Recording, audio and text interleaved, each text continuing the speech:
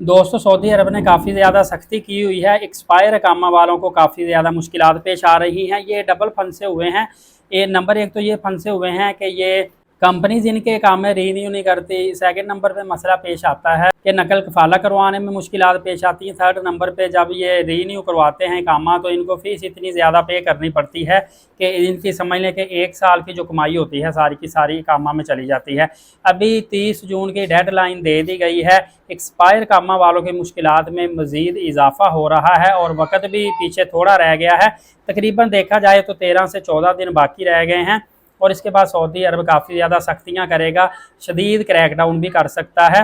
Expire कामा, बदून कफ़ील, हरूब, मतलूब, गैर कानूनी कामों वाले जितने भी हैं इनकी गिरफ्तारियां शुरू होने वाली हैं और सऊदी अरबिया में इनके लिए काफ़ी मुश्किलात पेश आएंगी।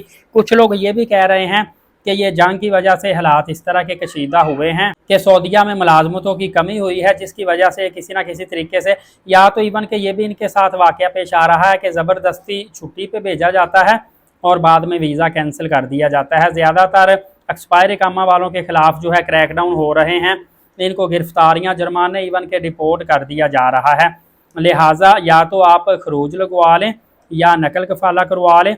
इसके अलावा जितने भी भीख मांगने वाले हैं या गैर कानूनी तौर पे उम्रा पर जाकर काम वगैरह करते हैं उनके खिलाफ भी क्रैकडाउन है। इवन के बाद लोगों का इस तरह के केस आए हैं कि लाइफ टाइम के लिए पासपोर्ट भी बैन कर दिया गया है कि ताकि ये दोबारा से सऊदी अरब में दाखिल ही ना हो सकें, क्योंकि सऊदी अरब अपने कानून की पासदारी करता है और जो कवानीन की खिलाफ वर्जी करता है उनके खिलाफ सख्त से सख्त क्रैक डाउन किया जा रहा है। लिहाजा मुहतात रहें और दूसरों तक ये वीडियो शेयर कर दें। नए आने वाले एलीट साकिब यूट्यूब चैनल को सब्सक्राइब कर दीजिएगा। नमाज कायम करें। नबी पाक सल्लल्लाहु अलैहि वसल्लम पे रोज़ाना कसरत से दुरूद पाक भेजा करें और कुरान पाक की तिलावत किया करें। इजाज़त दें। शुक्रिया। जज़ाक।